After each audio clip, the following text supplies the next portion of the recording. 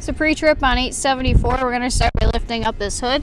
So if you come along to each side of the hood, you're going to find these latches. Pull them up, lay them down flat. And if you look right next to it, you're going to see you have to swing the North Star open. That's so you don't scratch the hood.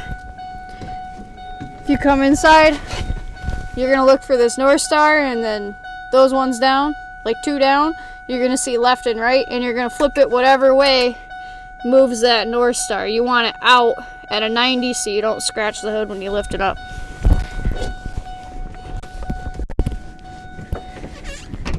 This thing likes to open up from the passenger side because I think it catches on the driver. So I'm going to come along this side, lift her up. I didn't let it slam up because I don't want to break anything. Immediately, you check your tires on both sides. Check all your lug nuts, make sure those are tight, peek inside of there, look at your rotors, make sure they're not all wavy. Stick your fingertip in the tread. If it comes halfway up, you're good.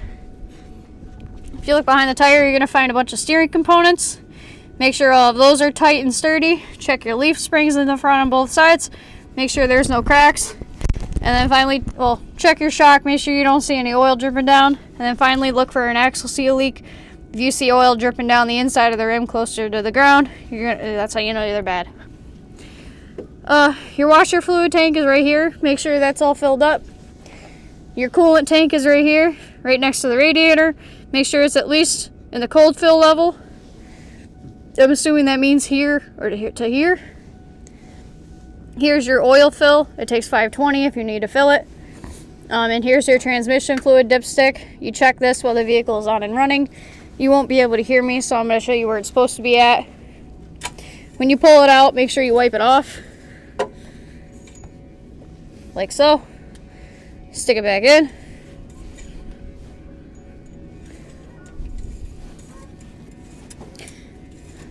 Just till it's flush. Then pull it back out.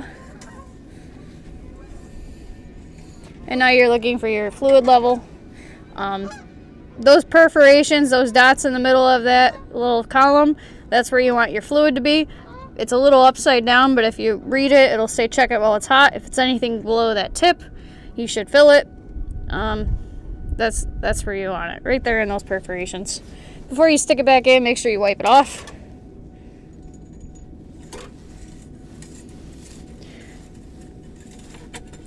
From this side, you can see the serpentine belt a little better. You're looking at that belt right there in between the motor and the fan. You're looking for anything that may be worn, frayed, or damaged, or hanging off of one of the pulleys. Make sure that thing is really okay because it can do a lot of damage if that thing comes flying off. Come over to the driver's side. You're going to do everything the same with this whole setup, the tires, the lug nuts, the suspension, etc. On this side, you have a piece to your steering column. I don't exactly know what this thing's called, so forgive me. But you're going to make sure that this thing is nice and tight and not wobbling around. Your airbox filter, make sure that this thing's tight and like in place. Your oil dipstick is right there. For some reason, it won't go all the way down, so that's going to have to get fixed in the shop this year. Your brake fluid reservoir is right there. Make sure it's in between max and min. Your airbox or your fuse box cover is right there. Make sure that cover stays on. And your power steering fluid is right here. Make sure it's in between max and min.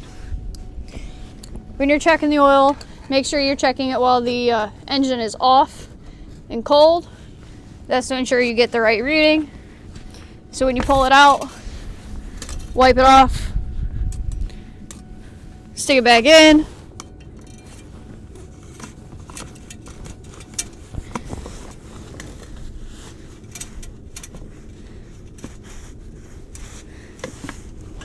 And now you're looking for your oil level.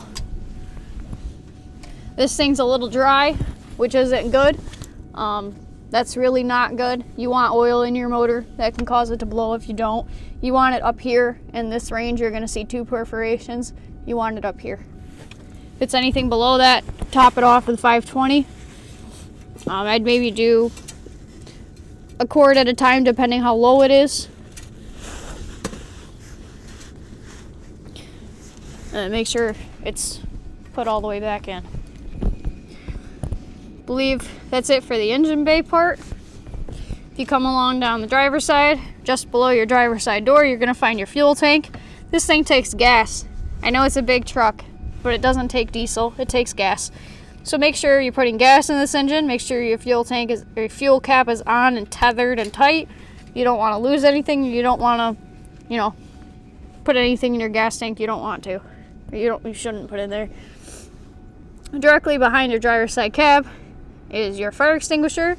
Make sure that yellow needle is in the green and this pin is in the handle. That ensures you it's ready to go. If you come inside the door, you're going to find your GVWR right here in the door jamb. This thing weighs 25,999 pounds. You're going to need that information when you're filling out your driver's log. Directly behind your seat are your triangles. You're going to need those if you get stopped on the side of the road or break down. Your keys should never be left inside the vehicle. They should be on the job box on the back of the truck. That's to make sure you don't lock your keys in your truck. Check all your glass. Make sure nothing's broke, cracked, or damaged. Close this door so down here to the left of your steering column are your headlights. So I'm going to stick my accessory switch on.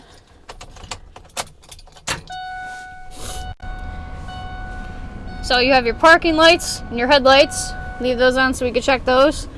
Your four-ways are right here. There's a little button on the dash. You press that and your four-ways come on. Check all your gauges. Make sure everything seems to be working normally. Your aero board controller is up here on top of your console. Flip that to day. I'm going to check double aero to make sure all my lights work. When you do this, you're going to go through all of your settings. Your beacon switch is up here. We're going to flip that on. Make sure that works. And then your defrost settings are right here on the dash. Make sure everything like all those work. It even tells you to check the oil daily. Has a slow leak. There's your sign. Your height is directly above your gauges staring you in the face at 13 foot, so make sure you know what roads you're driving down and if you can be on them. Beep your horn. Make sure those work. Your wipers are on this left stick, left of the steering wheel on this little stick thing. Twisting it controls the speed. Pressing it in controls the washer fluid. Make sure they spray. It's out of washer fluid, so it's not gonna spray, but make sure it does.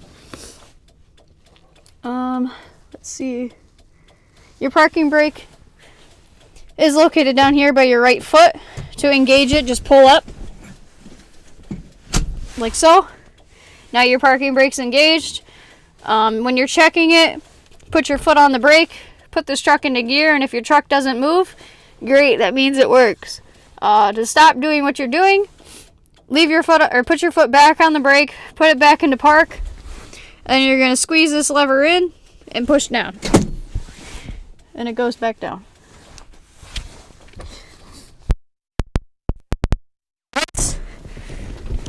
Brake in reverse, you're going to need a second person for. It's a lot safer that way. Since it's a straight truck, you're going to have a crew with you. There's no reason why you don't have a second person. I'm going to kind of put this hood down a little bit. It catches on the driver's side, so it's a little bit of a two-hand job.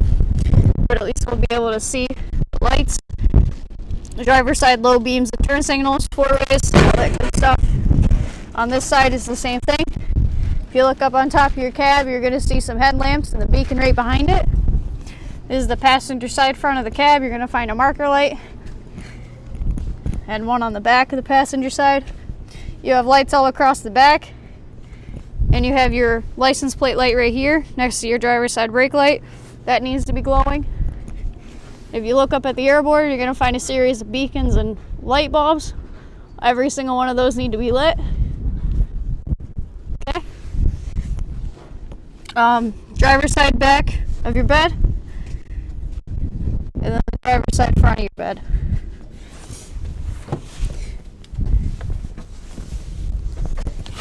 I'm going to turn my four-ways off. So by pushing this stick away from you, it locks on and your high beams come on. We're going to check those as well. Turn those off. I'm going to throw a turn signal in there just because. When you do this, you're going to go through all of your lights, both your turn signals, brake and reverse. I'm just kind of doing this to make it a little easier. You'll know if your high beams are out or if you have a low or a high beam out. It's in the same housing, it's just a different bulb.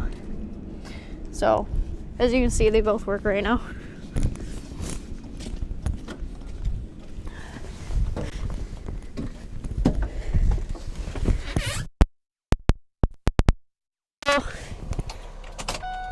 Take your key out. Oh, I didn't show you a set of duals. I'll have to get back out and show you a set of duals. So, back here you have 2 tires. You need to check both of them. Kind of the same concept as the front. Make sure your lug nuts are tight. Check your tread. Make sure it comes at least halfway up your fingertip. Check in between your tires. Make sure you don't see any rocks. You're doing this to both your tires, by the way. You're checking both the treads. Your leaf springs are in the back. Make sure all of those aren't cracked or damaged. Check out your mud flap. Make sure it's not hanging on the ground or too high up close to the bed. And then you're gonna look behind your rear dual or inner dual, and make sure you don't see any oil dripping on the ground from the inside of the rim to the ground. That's if you have a bad axle seal, you'll know.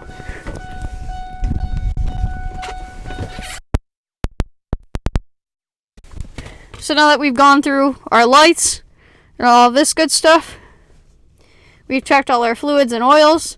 Exhaust system, you're listening for it when your truck is started. It'll be obnoxiously loud. Around the vehicle, we went all around. Make sure your doors open and close and stay latched. You're listening for unusual sounds if you're driving down the road. I believe this only takes a Class D license. I don't think it's a CDL because it's just under 26,000 pounds. But you have to have your medical card on you and your proper PPE.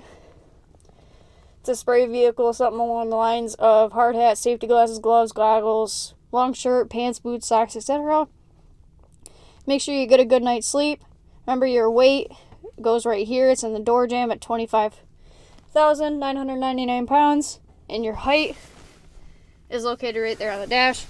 This is where you put any deficiencies, what's wrong with your truck, and then you get to sign your life away. And I hope you have a productive work day.